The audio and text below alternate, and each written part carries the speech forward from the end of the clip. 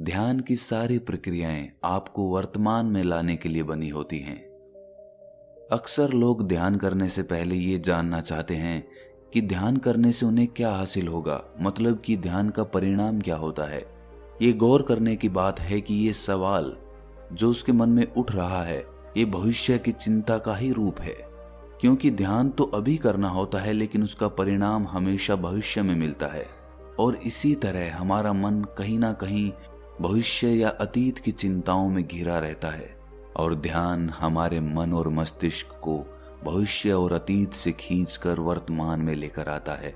और जब हमारा मन एक बार वर्तमान का मजा चख लेता है तो उसे वास्तविक आनंद का अनुभव होता है। एक इंसान की पूरी जिंदगी अगर 2 शब्दों में समाहित की जाए तो 2 शब्द होंगे सुख और दुख। ये सुख और दुख मिलकर एक ऐसा चक्र बनाते हैं, एक ऐसा गोला, एक ऐसा पहिया बनाते हैं कि इंसान जिंदगी भर उस पहिए में गोल गोल घूमता रहता है। और उस गोले में चलते चलते कभी वो दुख को पार करके सुख में पहुंच जाता है, लेकिन उसे उस वक्त ये नहीं पता होता कि ये सुख का गोला भी घूमकर फिर से दुख में लेकर आएगा, और इसी चक्कर में फंसकर आदमी का पूरा जीवन निकल जाता है। लेकिन अगर आप एक बार इस चक्कर को समझ लेते हैं कि सुख और दुख दोनों एक ही गोले के 2 सिरे हैं, चाहे हम सुख से शुरुआत करें या फिर दुख से, आखिरकार हम दूसरे कोने पे ही पहुंचेंगे। अगर ये बात हमारा मन स्वीकार कर लेता है तो ही इंसान इस चक्कर से बाहर निकलने के बारे में सोचना शुरू करता है। और इससे बाहर निकलने का एकमात्र तरीका है ध्यान। क्योंकि सुख और दुख हमेशा अतीत और भविष्य से जुड़े होते हैं, और ध्यान हमें वर्तमान के आनंद से अभिभूत कराता है। आज की जो मैं आपको कहानी सुनाने वाला हूं वो आपको सुख और दुख के चक्र से निकालकर वर्तमान के आनंद की एक झलक प्रदान करेगी।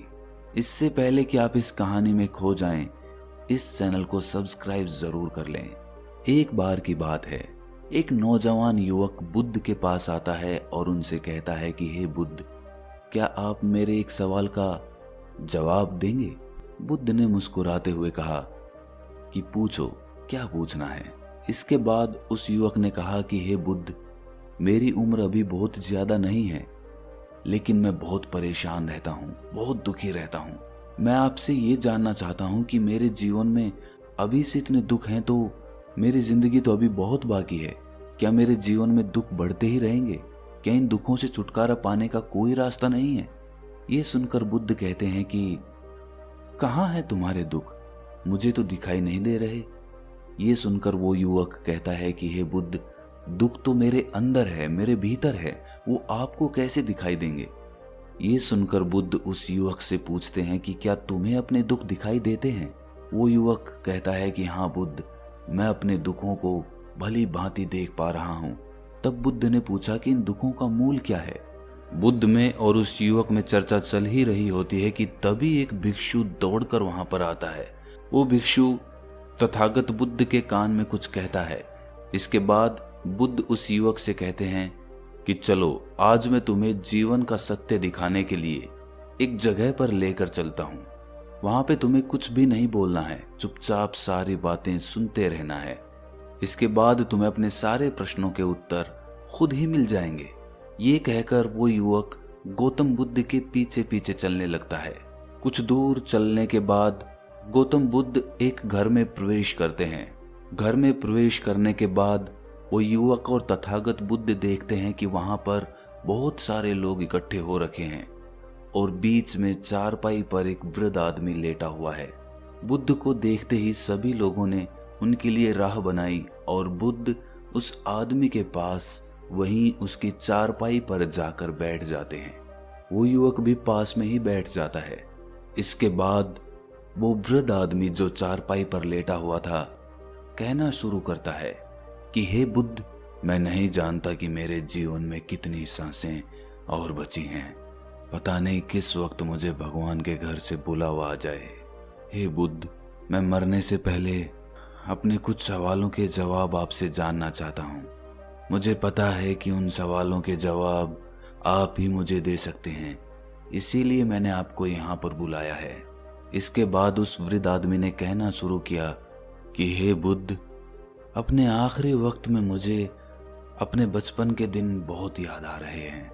मैं अपने बचपन के दिनों को याद करता हूँ और सोचता हूँ कि वो भी क्या दिन थे। ना कुछ पाने की फिक्र, ना कुछ खोने का गम। बचपन के उन दिनों को याद करके मेरी आंखों में आंसू आ जाते हैं। मुझे लगता है कि कितनी आजादी थी उस समय। मेरा मन कितना खुला हुआ था। मन में कुछ भी पाने की इच्छा नहीं थी। जिस भी खेल में लग जाते थे उसी खेल में पूरे दिन लगे रहते थे। लेकिन कुछ समय बाद जैसे जैसे मैं बड़ा होने लगा, वैसे वैसे लोग मुझे जिंदगी की दौड़ में आगे निकलने के लिए कहने लगे। मेरे पिता अक्सर मुझसे कहा करते थे कि तुम पढ़ाई में अपने भाई जैसे क्यों नहीं हो, तुम दूसरे लोगों से पीछे क्यों रहते हो। ये सब सुन सुनकर मेरा मन बहुत बेचैन रहने लगा। लोग मुझे बहुत ताने देते थे क्योंकि ना तो मैं खेल में अच्छा था और ना ही पढ़ाई में अच्छा था। सब लोग मुझे किसी और की तरह बनने के लिए कहते थे और उनके तानों से तंग आकर मैंने जीवन में कुछ हासिल करने का निश्चय किया। मैंने अपने आप से वादा किया कि मैं भी अपने भाई की तरह एक कामयाब इंसान बनूंगा और इसके लिए मैं दिन रात मेहनत करने में लग गया। शुरुआत में बहुत मुश्किलें आईं, बहुत निराशा हाथ लगी, लेकिन मैंने हार नहीं मानी और मैंने खुद अपना व्यापार खड़ा कर लिया। उसके बाद मुझे कुछ पाने का एहसास हुआ। मुझे बहुत खुशी हुई क्योंकि जो लोग मुझे ताने देते थे वही लोग अब मेरे आगे पीछे घूमने लगे थे। कुछ वक्त बाद एक रईस बेटी के साथ मेरी शादी हो गई और उसके बाद मुझे लग रहा था जैसे मेरा जीवन स्वर्ग बन गया हो। कुछ साल बाद मुझे 2 बेटे प्राप्त हुए। दोनों बहुत ही सुंदर और हष्ट-पुष्ट थे। अब मेरा मन मेरे बच्चों के लिए कुछ करने को उत्सुक हो गया। मैं और भी ज्यादा धन कमाने में लग गया और जल्द ही मैं अपने नगर का सबसे बड़ा व्यापारी बन गया। सब कुछ अच्छा चल रहा था, लेकिन अनहोनी को कौन टाल सकता है। एक दिन अचानक मेरी पत्नी मुझे छोड़कर चल बसी। इससे मुझे बहुत गहरा आघात पहुंचा। मैं कई दिनों तक अपने घर से बाहर नहीं निकला। मेरे बेटे मुझे हिम्मत देते थे कि पिताजी, माताजी तो नहीं रही और जो हो चुका वो वापस नहीं आ सकता, लेकिन हम दोनों भाई आपका हमेशा साथ देंगे, आपकी हमेशा सेवा करेंगे।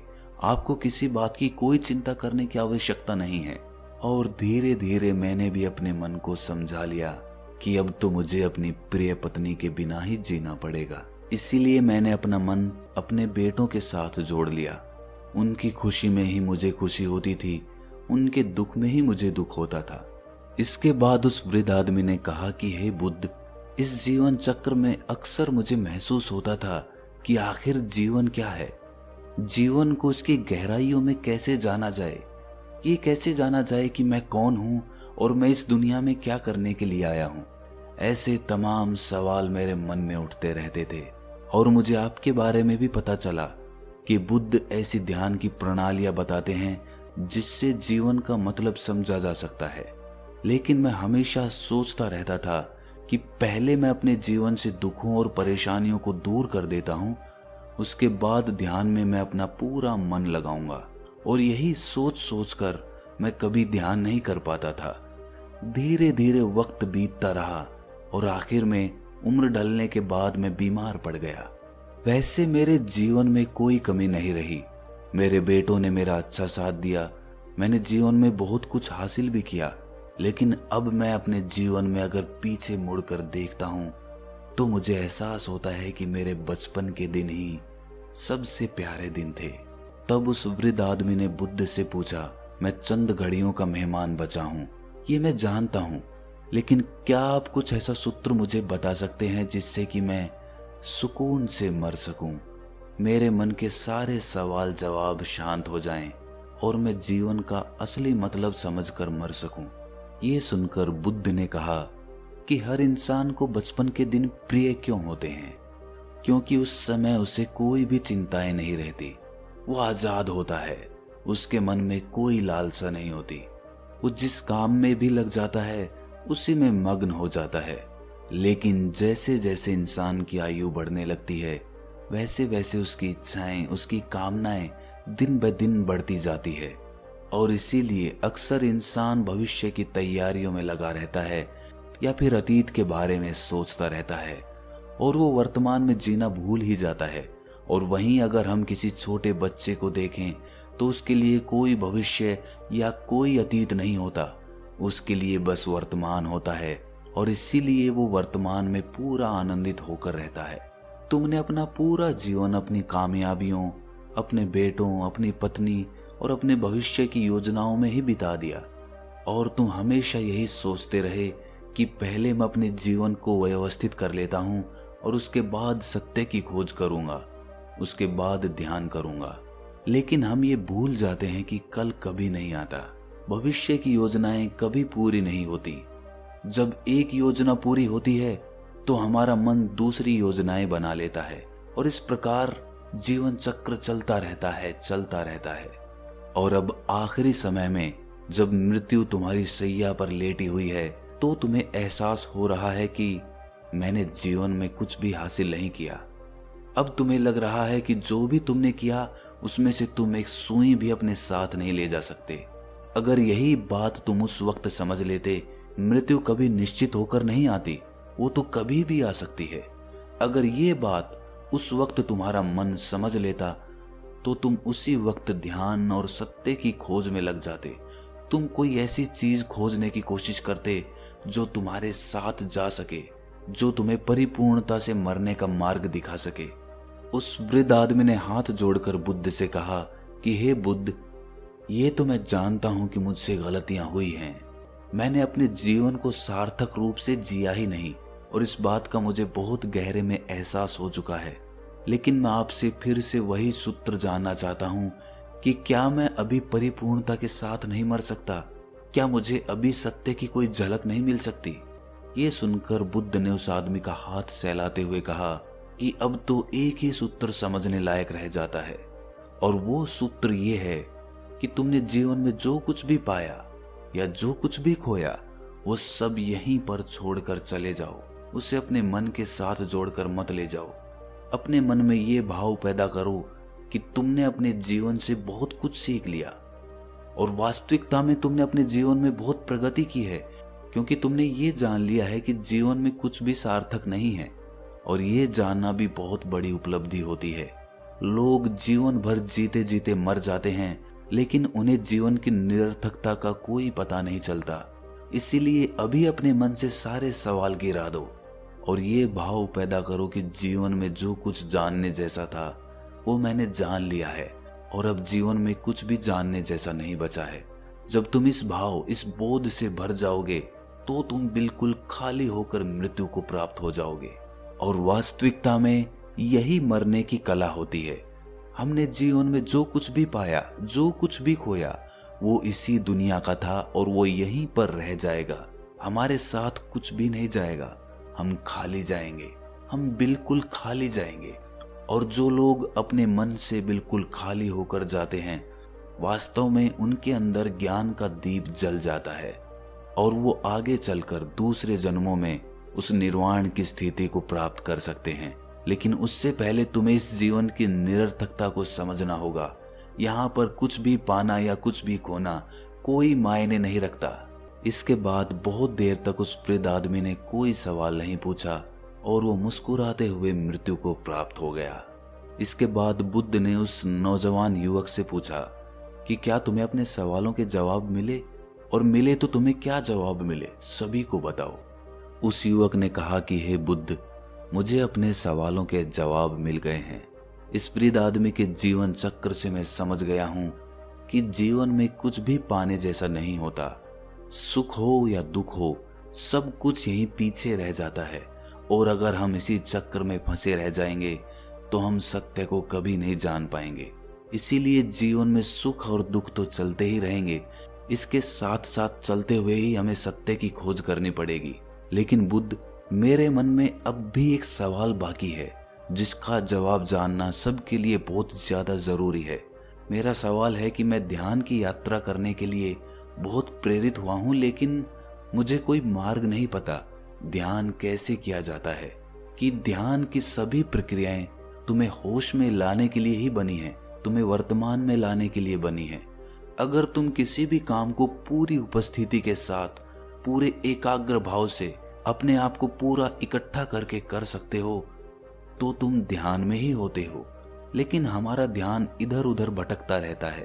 अपना काम करते करते वर्तमान में रहने के लिए मैं तुम्हें एक छोटी सी विधि बताता हूँ, जिसके जरिए तुम अपना काम भी कर सकते हो और ध्यान को भी समझ सकते हो। जब भी तुम चलते फिरते हो, उठते बैठते हो, सिर्फ अपनी सांसों पर ध्यान लगाना शुरू करो। सांस किस नाक से आ रही है, किस नाक से जा रही है, नाक के कौन से कोने से टकरा रही है, सिर्फ तुम उसके साक्षी भर हो जाओ। सिर्फ उसको देखते रहो। कुछ भी काम कर रहे हो, चल रहे हो, फिर रहे हो, खाना खा रहे हो, सिर्फ अपनी सांस पर ध्यान लगाओ। और ये करते वक्त तुम्हें महसूस होगा कि तुम्हारा दिमाग, तुम्हारे विचार तुम्हें इधर उधर ले जाते हैं, लेकिन थोड़ी देर बाद तुम्हें फिर से होश आएगा कि तुम्हें अपनी सांसों पर ध्यान लगाना है और तुम्हारा ध्यान फिर से सांसों पर टिक जाएगा। और धीरे धीरे जब तुम अपने विचारों को देखने लगोगे तो तुम पाओगे कि विचार विलीन होने लगे हैं। तुम्हारे अंदर बस एक खाली मैदान बचा हुआ है। सारे सवाल जवाब विलीन हो चुके हैं। इसके बाद बुद्ध ने कहा कि सांसें जो होती हैं वो वर्तमान में चलती है, ना ही वो भविष्य में चलती हैं, ना ही अतीत में चलती है। वो वर्तमान होता है, वही वर्तमान स्थिति होती है। और जब तुम अपनी सांसों से जुड़ जाते हो तो तुम वर्तमान में ध्यान लगाना सीख जाते हो, क्योंकि सांसें जिन पर तुम ध्यान लगा रहे हो वो वर्तमान में चल रही होती है। इसके बाद धीरे धीरे कदम दर कदम तुम्हें ध्यान का खुद ही एहसास होने लगेगा। फिर तुम जो भी काम करोगे उसमें तुम्हारा पूरा चित्त लगा होगा। तो शुरुआत वहीं से करो जहां पर तुम हो। यहीं से, अभी से अपनी सांसों को पकड़ना शुरू कर दो। तो दोस्तों, कैसी लगी आपको ये कहानी कमेंट सेक्शन में जरूर बताना, और अच्छी लगी तो इस चैनल को सब्सक्राइब